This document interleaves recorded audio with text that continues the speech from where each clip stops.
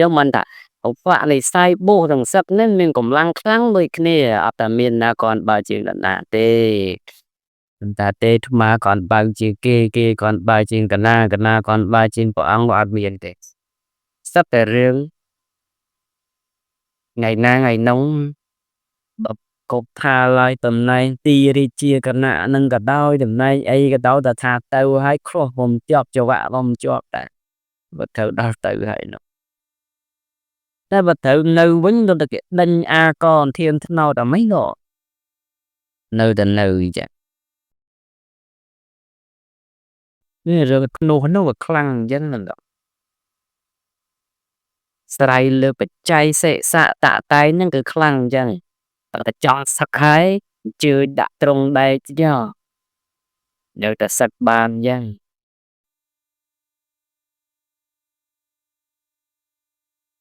ព្រះអង្គខ្លាំងមុននឹងសឹកនោះមានប្រសក់មកយំលហេមឡាមសះគុណយំលហេមឡាមពាត់ជុំវិញ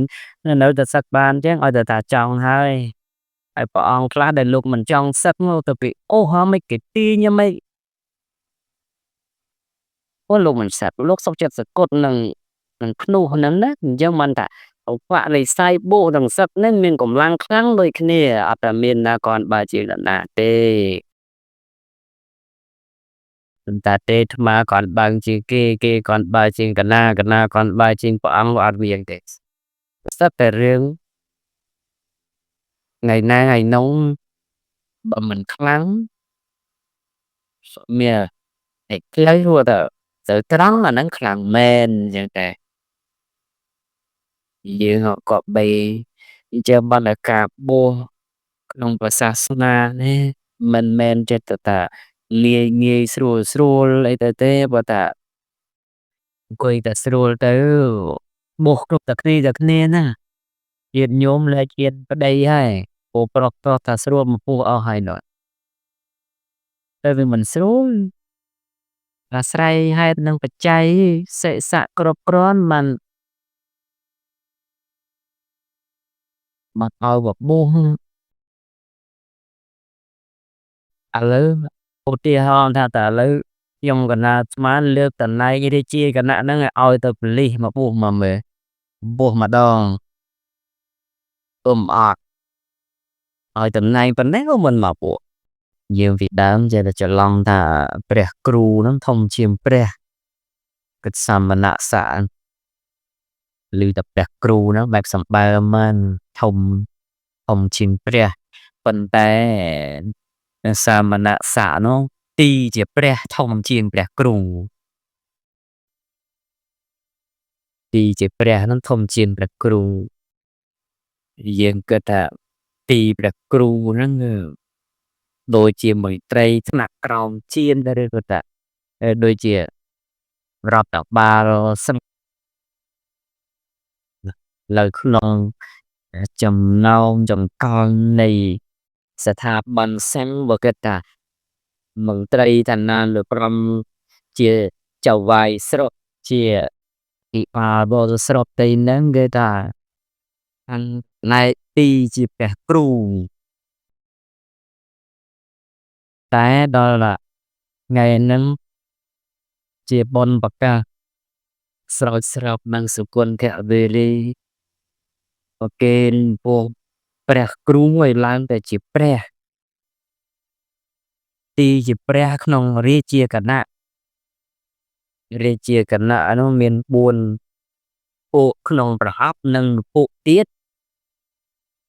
នៅកើប្រហប់ពីតាពរាជាគណៈដែលនៅក្នុងប្រអប់នោះពងពោះធំជាងគេនោះគេថ្នាក់ឯកមាន3ចប់បន្តមកថ្នាក់ចូលមាន6ចប់មកទៀតមកថ្នាក់ត្រីចប់មកទៀតមកថ្នាក់ចិត្តពួកឲ្យដល់តែក្នុងចំណាក់ពរាជាគណៈកែវក្នុងប្រអប់នេះមានគ្រប់បរិបូរហើយទេកករណាព្រះមហាក្សត្រព្រះអង្គសពពរាជហឫទ័យប្រពរាជទានទីក្រៅប្រអប់នេះគឺថ្នាក់កិត្តិយសហ្នឹង ដែលឡើងទៅជាព្រះរាជាគណៈថ្នាក់កិត្តិយសហ្នឹងគឺរាជាគណៈប្រែឲ្យស្រួលស្ដាប់ថាពួកក្រុមនៃស្ដេចពួកក្រុមនៃស្ដេចអញ្ចឹងគឺសមណស័ក្តិហ្នឹងគឺឆ្កងឆ្កើងពងខ្ពស់ឧត្តុង្គឧត្តមណាស់បើធៀបជាមួយនឹងដែលក្រុមបង្ងាររបស់គាត់ហ្នឹងគឺឡើងទីរាជាគណៈហ្នឹងគឺឡើងជាឧកញ៉ាឡើងទីជាឧកញ៉ាអញ្ចឹងទៅឧកញ៉ាក្នុងសម័យបច្ចុប្បន្នហ្នឹងគឺត្រូវតែមានទ្រព្យធនសម្បត្តិជួយបរិច្ចាគក្នុងការកសាងអភិវឌ្ឍប្រទេសជាតិតាមចំនួនកំណត់ដែលរាជរដ្ឋាភិបាលបានកំណត់ទៅបានទទួលក្រមងារទីជាឧកញ៉ាចុះប្រសង់ទៅបានទៅជួយអីបានតែលើកបង្កុំបង្កើងឲ្យបានទីជាឧកញ៉ាអីចឹងដែរតែជួយយ៉ាងម៉េចជួយក្នុងវិស័យកសាងនៅហេដ្ឋារចនាសម្ព័ន្ធក្នុងវត្ត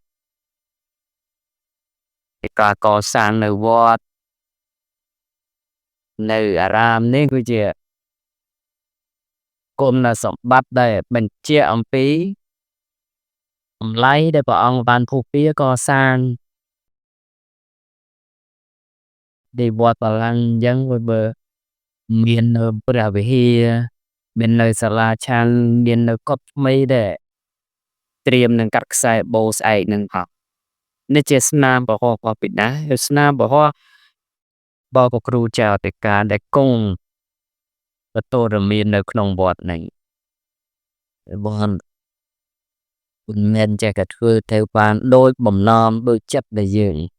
នឹកចង់អានចង់ឲ្យកើតនឹងចេះតែកើតស្រួលនោះអត់ទេត្រូវការពុះពៀរាល់ឧបសគ្គដើម្បីកសាងនេះជាចំណែកមួយក្នុងការអភិវឌ្ឍនៃប្រទេសជាតិរីកចម្រើនតាមបែបអង្គនិងឃុំមូលដ្ឋានមាននៅវត្តអារាមល្អទន្ទឹមនឹងនោះសោតនោះមិនត្រឹមតែថាជួយត្រឹមប៉ុណ្្នឹងទេវត្តអារាមនោះវត្តអារាមមានតួនាទីជួយរាជរដ្ឋាភិបាលជួយទៅដល់ប្រជាពលរដ្ឋដែលរងផលប៉ះទង្គិចវេលាដែលចាំបាច់យើងគិតមើលក្នុងសម័យដែលឃើញជាក់ស្ដែងកន្លងមកហើយដូចជាកាលដែលសម័យកូវីដអីកើតឡើងចឹងជាដើមអសល់ចូលរួមផ្គត់ផ្គង់ជាចំណែកមួយយ៉ាងធំសម្បើមក្នុងការជួយដល់អ្នកដែលធ្វើចាប់តល័យស័កដឹកនាំស្បៀងអង្គមីត្រីខទឹកត្រីសំទប់ពីកាលមានឆាន់យកទៅទំនុកបំរុងដល់អ្នកដែលកំពុងធ្វើចតល័យស័កនៅដែលយើងមើលឃើញហើយជួយទៅតាមមន្ទីរពេទ្យតាមមណ្ឌលសុខភាពតាមស្ថាប័នស្រុកឃុំសង្កាត់ដើម្បីចុះទៅជួយដល់ប្រជាពលរដ្ឋដែលរងវិបត្តិជាមួយនឹងផលប៉ះពាល់អានោះเป็นការងារក្នុងពេលកំឡុងកើតបែបនោះប៉ុន្តែពេលដែលមិនកើតបែបនោះក្នុងអន្តរកាលសពថ្ងៃគ្រោះដោយអគ្គិភ័យក៏ប្រសង់លោកចូលរួមទៅជួយតតែខែទឹកជំនន់គ្រោះទឹកជំនន់ក៏ព្រះអង្គចូលរួមទៅជួយហើយថ្មីត្បិតថាតិចតួចស្ដួយស្ដើងឬក៏ច្រើនប៉ុណ្ណាគឺទៅតាមលទ្ធភាពរបស់វត្តអារាមដែលមានជួយតែថាអត់គឺមិនអត់ទេតាមបណ្ដាគាត់វេលាមានបុណ្យអុំទូកអីនឹងគឺប្រសង់លោកទំនប់បំរុងទូកងទំនប់បំរុងសពគ្រប់បែបយ៉ាងបញ្ហាគឺវិភាគទានដែលចេញពីវត្តអារាមហ្នឹងគឺមានទៅគ្រប់កន្លែង តាំងពីរដ្ឋបាលឃុំរដ្ឋបាលស្រុកគឺថាវត្តចូលរួមជាចំណែកក្នុងការគាំពារមិនមែនថាវត្តជាដង្ហើមរបស់ទាំងអស់ហ្នឹងទេប៉ុន្តែរដ្ឋក៏ជាចំណែកមួយជាកោសិកាមួយក្នុងការគាំពារវិស័យទាំងអស់ហ្នឹងដែរហើយទាំងអង្គហ្នឹងបានមកវិញដោយសារអីបានដោយសារការមាននៅវត្តមានរបស់ព្រះគ្រូចៅអធិការដែលព្រះអង្គដឹកនាំហើយមាននៅមនោសញ្ចេតនាមាននៅចិត្តបរិច្ចាគនៅអ្វីដែលជាគរុខន់ខត់វត្តអបអរទៅទៅជាសាធារណប្រយោជន៍ជាសារណទាននេះជារឿងដែលព្រះសង្ឃលោកបានចូលរួមជាចំណែកចំណែកមួយទៀតគឺថាវិស័យពុទ្ធកសិក្សាវិស័យពុទ្ធកសិក្សានេះគឺថាតួយ៉ាងសំខាន់ដែរក្នុងការបរិពាតដល់យុវជនឬក៏ចំពោះសាមណនិស្សិតគុណគុណម្ចាស់គ្រប់ព្រះអង្គព្រះមេត្តាករុណាជ្រាបនឹងជ្រាបថាស្ថាប័នពុទ្ធកនេះជាស្ថាប័នដែលពីដើមសម្បូរដោយធនធានជាស្ថាប័នរៀងថាសំណាងបន្តិចកាលខាងដើមមុនតែមកដល់សម័យកាលនេះគឺថារៀនអភ័ព្វនៅម្ដេចទៅដែលហៅថាអភ័ព្វមធ្យមសិក្សាឬក៏អត្តមសិក្សាក្នុងពុទ្ធកៈមិនសូវជាអីទេប៉ុន្តែសម្រាប់បឋមពុទ្ធកៈនេះគឺរៀងអភ័ព្វដូចម្ដេចទៅប្រគុណណាគុណម្ចាស់ញាតិញោមជាពុទ្ធបរិស័ទរៀនជ្រាបពីដើមកូនដែលមានចំណេះវិជ្ជាមាននៅសិល្បៈឈ្នះឆ្លាតបានមានសទ្ធាចូលមកបួសហើយសិក្សាទៅគឺថាឪពុកលឿនមិនពិបាកដល់គ្រូបាអាចារ្យតែសប្តាហ៍ថ្ងៃនេះគល់តែបានមករៀនមកសូត្រក្នុងពុទ្ធសាសនាហើយមកបួសនោះដល់ច្រើនទៅគឺអ្នកដែលឈប់ចូលសាលារៀនមិនកើតក៏ដេញឲ្យមកបួសដែរពេកសាលាមិនចូលសាលាម្ដាយឪពុកណាទៅណាក៏ដេញឲ្យមកបួសមកឬក៏អ្នកខ្លះមាននៅចេតនាអីត្រឹមត្រូវទេប៉ុន្តែខ្វះនៅធនធានសម្រាប់រៀនសូត្រក៏បញ្ជូនមកបួសមកដើម្បីសង្ឃឹមថាផ្ញើខ្លួននឹងសាសនាឲ្យបានរៀនបាក់ទន្ទឹមនឹងនោះសោទៀតវិស័យអប់រំនានាមិនថារដ្ឋមិនថាឯកជនទេពេលដែលលោកទទួលបង្រៀនតាមសាលាស្ថាប័នគ្រឹះស្ថានសិក្សាផ្សេងគេគាត់ទទួលតែបង្រៀននិងបង្ហាត់ទេตั้งតែ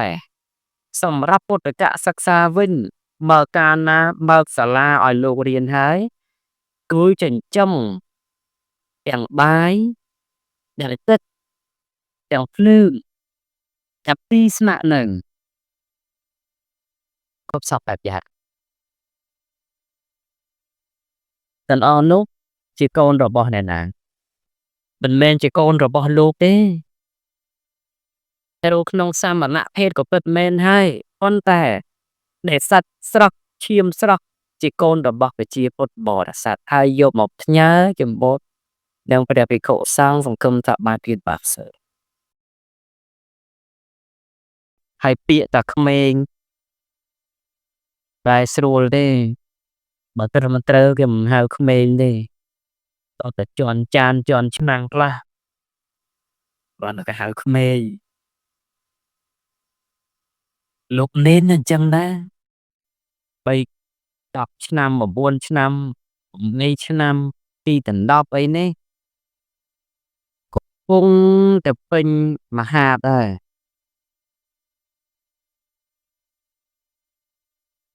ចាប់ឈ្នះទេ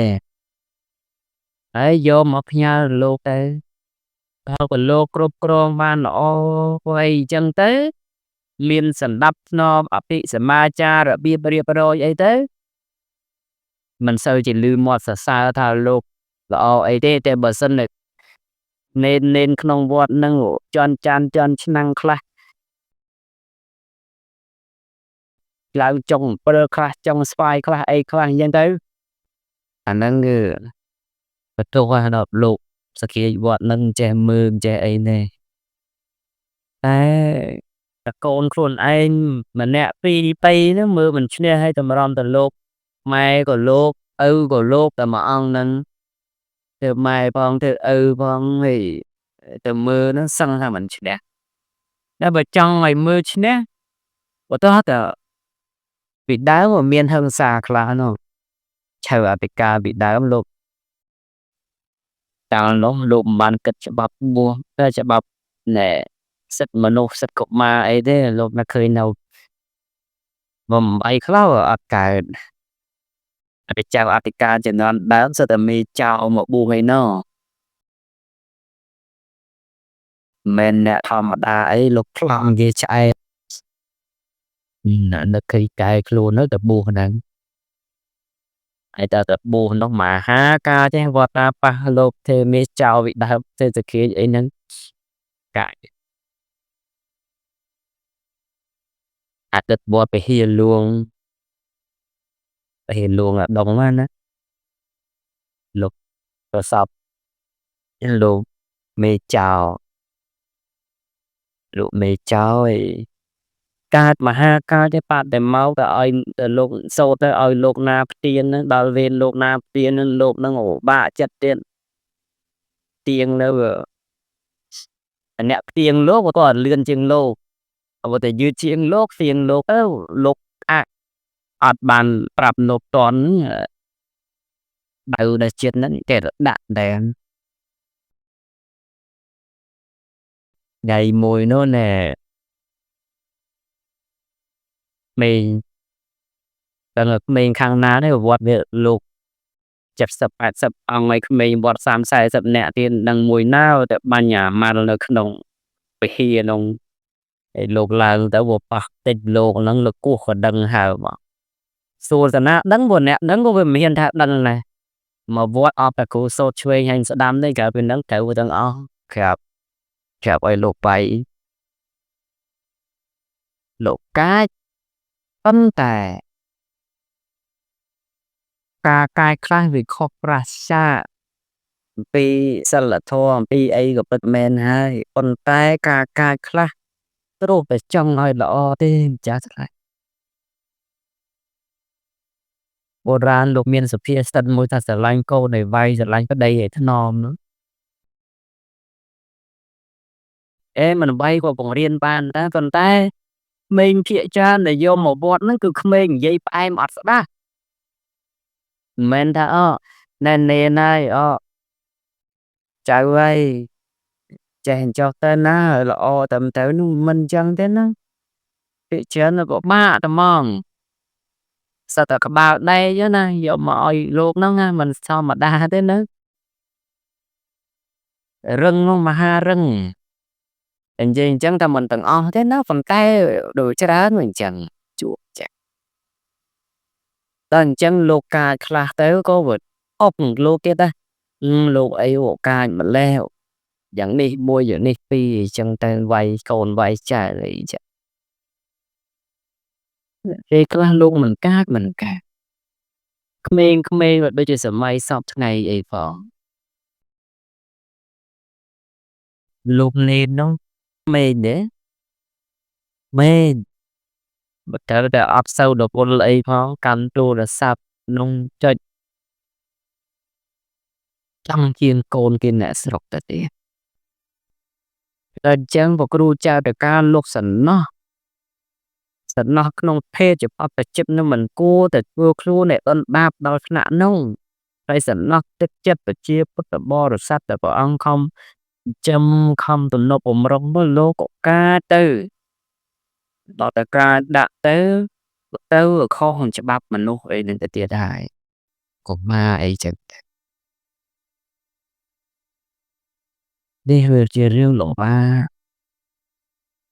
ប៉ុន្តែចិញ្ចឹមកូនគេនេះវាមិនស្រួលទេណាយើង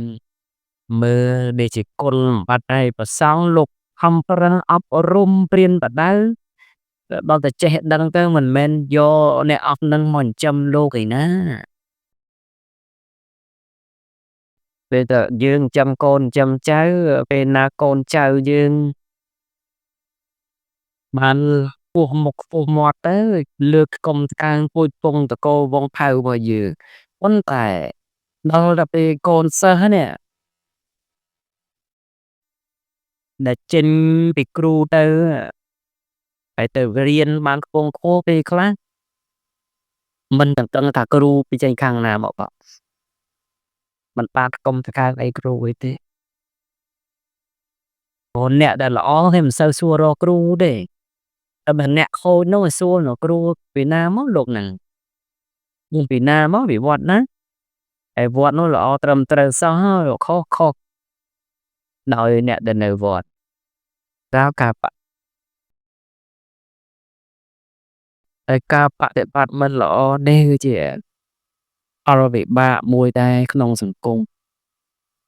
មិនមែនតែប្រទេសកម្ពុជារបស់យើងមួយទេគ្រប់ប្រទេស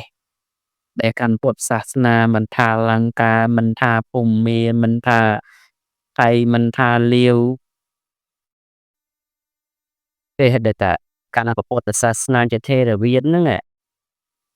វាមានវិបត្តិសាសនាដោយសារតែវិស័យពុទ្ធកសិក្សាហ្នឹងគេចុះឈ្មោះរៀនសរុបមក5000អង្គអីនៅប្រទេសដែងណៃឡង់ប្រឡោះវាសិលប្រមាណ200 300 500ធ្លាក់ប៉ុណ្ណាទៅធ្លាក់ខ្លាំងណាស់សាលារដ្ឋសាលារបស់អាណាចក្រវាអត់ដូចលោកសោងទេអត់ដូចសាលាលោកសោងសិស្សពីមួយឆ្នាំទៅមួយឆ្នាំគេមានកំណើនកើនឡើងរបស់សិស្សតែពុទ្ធកៈឡើងស្រកមកពីអីសួរថាឫសគល់ទៅណាតែលោកនោះខ្លាស៊ីអស់ឬអ្មេចបាទតែច្រើនគឺលាចាកសិក្ខាបទឯការលាចាកសិក្ខាបទនេះមានបន្ទាត់ត្រង់អញ្ចឹងសម្រាប់អ្នកអូសបន្ទាត់មួយត្រង់ភ្លឹងអញ្ចឹងតែយ៉ាងអត់ទាយថាបែកជួយបានបែកស្ដាំយើងអត់ដឹងដែរហ៊ានថានេះការបួសឲ្យសិលមិនទាត់អញ្ចឹងដូចពេញបុគ្គលម្នាក់ដើរលើផ្លូវហ្នឹងបន្ទាត់ត្រង់អញ្ចឹងយើងអត់ដឹងបែកឆ្វេងបែកស្ដាំបានទេអត់ទាយទុកបានទេអត់កំណត់ទុកបានទេព្រោះហេតុដូចម្នេះព្រោះហេតុតែសពថ្ងៃវត្ថុកាមវាឡើងសម័យព្រះអង្គពុទ្ធោរមាននៅផងនៅមានអ្នកដែលចង់សិទ្ធទីណាត់ទីណែអត់ដែលទៅហើយទឹកក្នុងសម័យព្រះពុទ្ធកាលចិត្តទម្រាំតែសម័យយើងឯនេះដែលសម្បូរដោយវត្ថុកាមគុណគ្រប់សពគ្រប់បែបនៅសំបីតែចង្ហាន់វ៉ាន់ចនដែលញាតិញោមយកមកហ្នឹងក៏ជាចំណែកមួយដែរមិនមែនថាអញ្ចឹងតិចមិនយកចង្ហាន់ប្រគេនលោកមិនទេតែថាវាជាចំណែកមួយគ្រឿងពៅគ្រឿងអីនឹងគ្រប់បែបយ៉ាងទឹកនេះទឹកនោះអាទំនើបដែលល្អថ្លៃហ្នឹងវាសុទ្ធតែជាគ្រឿងដែលបរិភោគដោយខ្វះការពិចារណាទៅវាជាការបន្ថែមឡើងនៃកិលេសដែលស្រ័យបញ្ចកាមគុណនោះវាទំនើបពេកងាកទៅសម្ភារៈទៅក៏វាទំនើបងាកទៅមនុស្សនោះក៏ល្អងាកទៅ គ្រឿងហូបចុកគ្រឿងអាស្រ័យនឹងក៏វាល្អៗនៅមនុស្សខ្វះនៅការអប់រំចិត្តនិងមាំទាំទេឬក៏មិនប្រឆាំងនឹងកាមទៅកើតឡើងគឺចំណង់ដែលវាចង់មិនចេះចាប់មិនចេះហើយហ្នឹងទេបងនិយាយចាកសិក្ខាបទដែរហើយហ្នឹងអត់មាននរណាមកក្របើងសឹកអីហ្នឹងទេมันអាចសន្យាបានណាថាបួសទៅអង្គនឹងបួសទៅទល់តែថ្ងៃលិចនោះក៏មិនហ៊ានថាព្រោះផ្លូវវាត្រង់អំពិតមែនហើយតែផ្លូវបែកជាច្រើនសកាត់មកសកាត់មកសកាត់ហ្នឹងគឺផ្លូវបែកជាច្រើននេះតែទោះតែព្រះអង្គលោកលះចាកសិក្ខាបទក៏លោកបានមាននូវចំណេះដឹងពីអាសាងនៅភ្នោះដែលបានពោលបានរៀនហើយយកចំណេះដឹងហ្នឹងទៅប្រកបរបរចិញ្ចឹមជីវិតទទួលទានឬធ្វើការងារធ្វើអីផ្សេងៗហ្នឹងជាដើមទៅក៏ជាប្រយោជន៍មួយក្នុងការជួយដល់សង្គមនឹងវិញដដែលទេគ្រាន់តែលោករលាស់ខ្លួនពីភេទបែបនេះជួយតាមផ្លូវបែបនេះទៅជួយតាមផ្លូវបែបនោះអីចឹងទៀតអញ្ចឹងហើយបានថាសពអង្គណាដែលលោកបាននេះរហូតដល់សកុតហ្នឹងគឺលោកតស៊ូណាស់តស៊ូណាស់តែល្មមទេទៅមិនរួចទេទប់មិនជាប់ទេ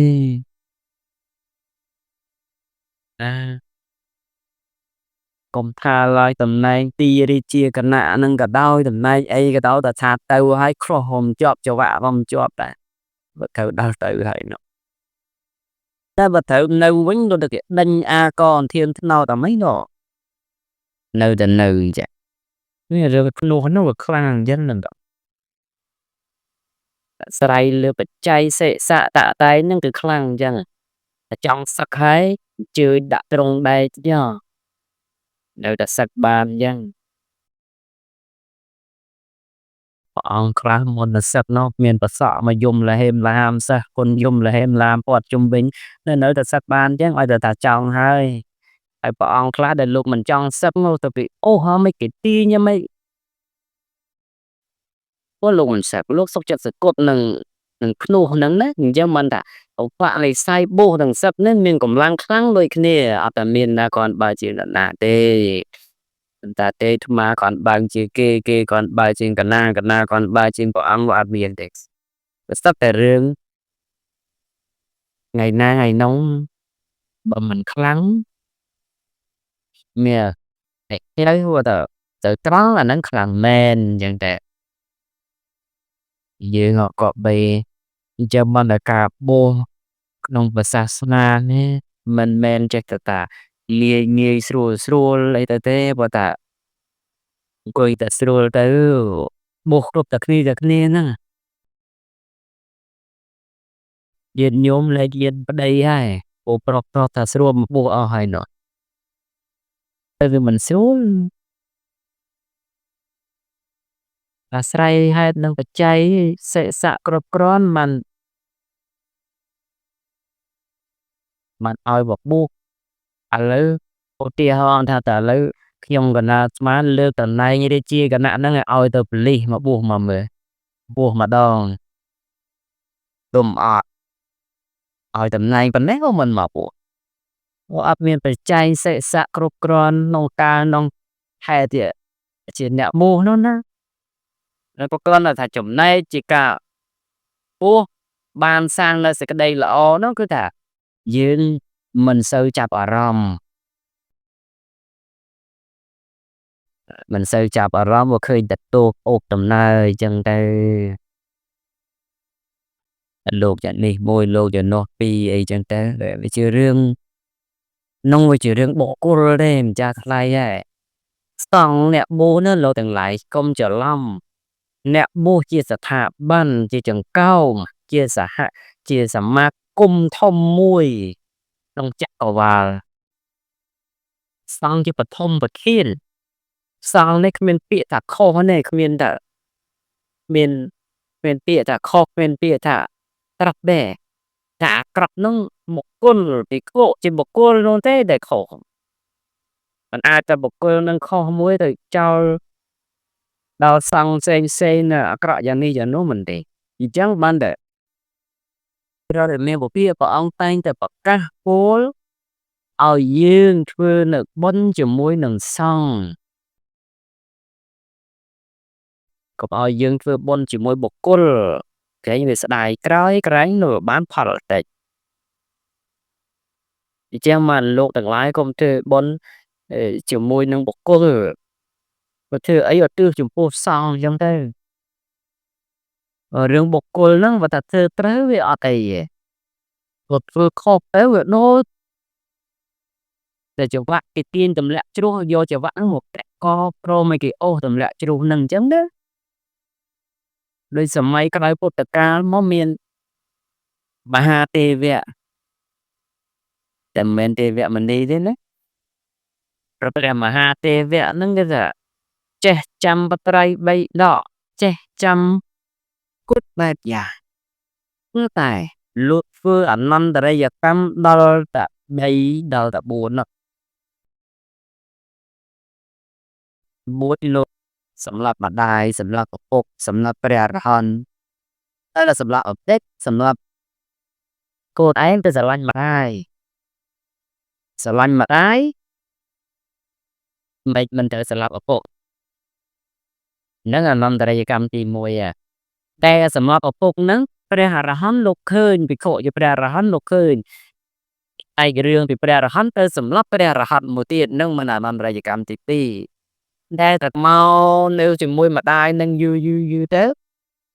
នឹកឃើញចង់ទៅបួសបាទឯករឿងហ្នឹងសម្រាប់ម្ដាយក៏មិត្តមាត់មួយទៀតទៅវាអីនេះចូលទៅបួសលោកប៉ាកែចាំប៉ាកែចេះប៉ាកែស្ដាប់អានអីត្រឹមត្រូវចឹងទៅមានសិស្សមានគុណច្រើនឡើងទៅលោកចាប់ផ្ដើមតាំងខ្លួនជាព្រះអរហន្តហើយក៏តែងជាកអង្គនេះសោតាបានអង្គនេះសក្តិអនាគាតែកូនសិស្សនោះឆ្ងល់គ្រូព្រះអាចារ្យអញតែងតាំងយ៉ាងនេះយ៉ាងនោះព្រោះអាការលេខោធម្មតាគឺដឹងច្បាស់ឃើញច្បាស់ដោយខ្លួនឯងមកសម្រាប់ជាសោតាដឹងខ្លួនឯងសោតាតែឥឡូវអាត្មាអញនេះគ្រូអញព្យាករថាអរិយបុគ្គលថ្នាក់នេះអញអត់ដឹងតែខ្លួនអញអញ្ចឹងផងទៅសួរព្រះអាចារ្យព្រះអាចារ្យលោកចេះតែដោះស្រាយទៅលោកតែ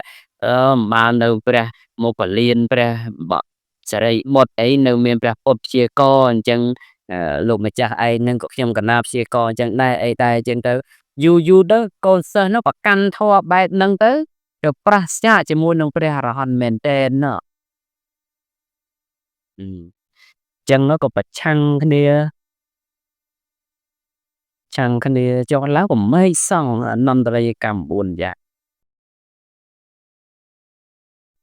ឯអ្នកដែលជ្រះថ្លាក្នុងសំណាក់លោកនឹងនាំគ្នាលើកតបលើកទីងទៅធ្វើបុណ្យជាមួយកោតក្រែងគោរពតាចេះដល់តែចុងក្រោយកាលដែលធ្វើនឹងវាមិនបានប្ររពចំពោះសង្ឃដល់មិនបានប្ររពចំពោះសង្ឃ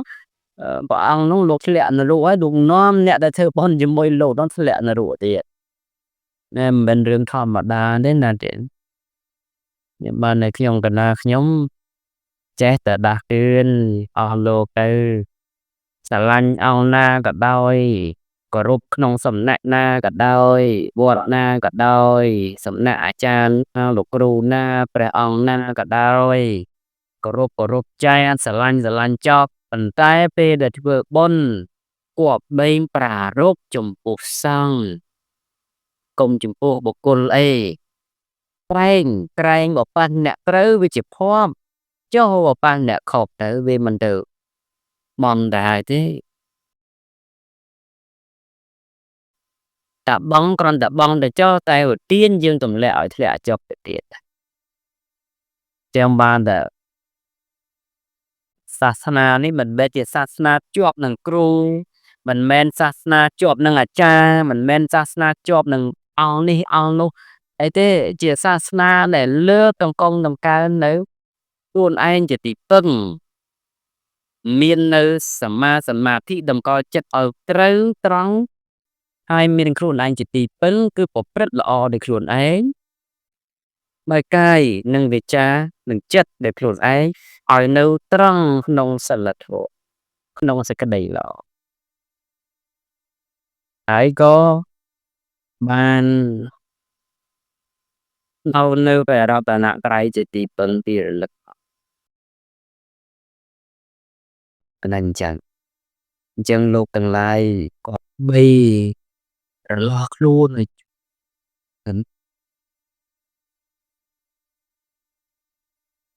ហើយដកល់ចិត្តនៅក្នុងសង្ឃគុណទេស្ដាប់ហ្នឹងគឺអត់និយាយលោកណាអង្គណាទេ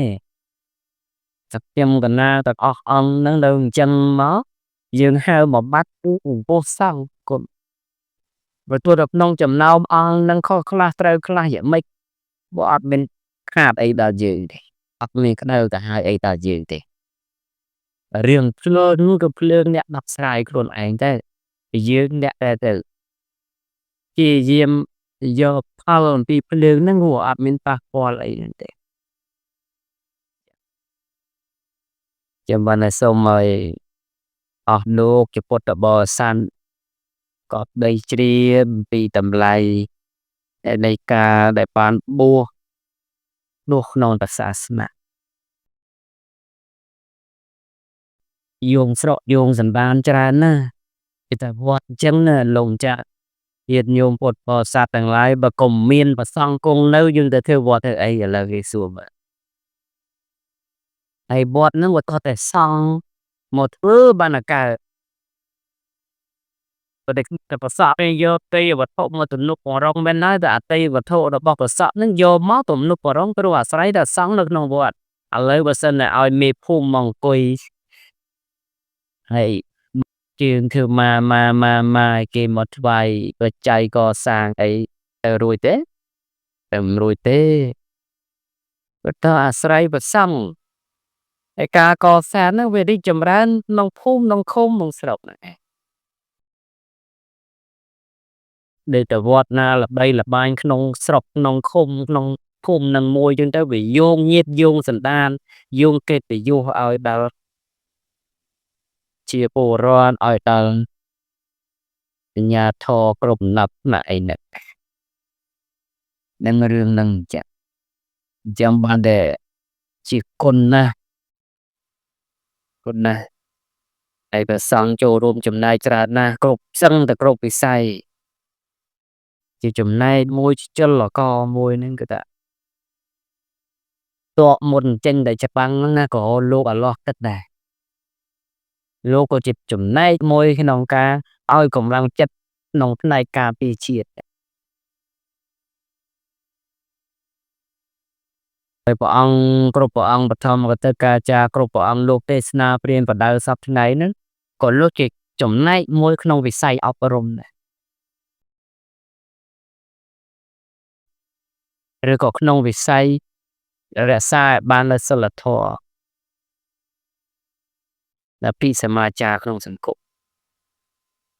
អ្នកណាកើតគ្រោះចូលរពឹកភ្លឺឆេះផ្ទះអីលោកជួយទៅទំនប់បំរុងអបស្ទប់ជាមួយនឹងគណៈអភិបាលស្រុកជាមួយនៅមេឃុំចៅសង្កាត់អីហ្នឹងក្នុងពេលការងារកាកបាទក្រហមអីលោកក៏ជាចំណែកក្នុងពេលការងារឯកាកបាទក្រហមបើញោមទៅញោមពាក់តាស៊ីងមួយ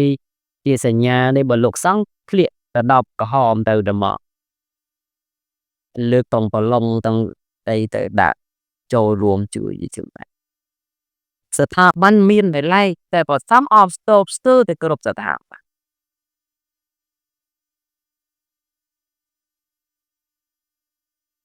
ននេះគឺជាវិស័យមួយដែលយើងក្នុងសម័យមុនមិនគិតថាអត់ប្រយោជន៍ទេតែក្នុងសម័យបច្ចុប្បន្ននេះអាចគិតថាអត់ប្រយោជន៍ខ្លះតែគេទៅវត្តធ្វើអីមិនដឹងឯនាំគ្នាធ្វើបុណ្យធ្វើអីជាមួយផងពួកលោកអស់ហ្នឹងមកបានប្រយោជន៍អីក៏អត់បានគិតអំពីបីតែជាប្រយោជន៍ចេញពីសាសនា បើសិនជាអត់ប្រយោជន៍ដូចដែលយើងគិតមែននោះមិនមែនអ្នកប្រាជ្ញបណ្ឌិតលើកតម្កង់តម្កើងសាសនានឹងមកដាក់ក្នុងរដ្ឋធម្មនុញ្ញទេ លើកមកដាក់ក្នុងរដ្ឋធម្មនុញ្ញព្រោះអាស្រ័យថានឹងជារឿងសំខាន់មួយដែរហើយការកៀរគរមនុស្សក្នុងចលករសាសនានេះគឺមានកម្លាំងខ្លាំងជាងការកៀរគរធម្មតាចឹងជលករហ្នឹងយើងរួបរួមសាមគ្គីគ្នាទៅរួបរួមអភិវឌ្ឍគ្នាទៅគឺប្រទេសជាតិយើងបានរីកចម្រើនហើយកាលណាប្រទេសជាតិយើងបានរីកចម្រើនយើងក៏កុំថ្កើងទៅតាមនឹងដែរ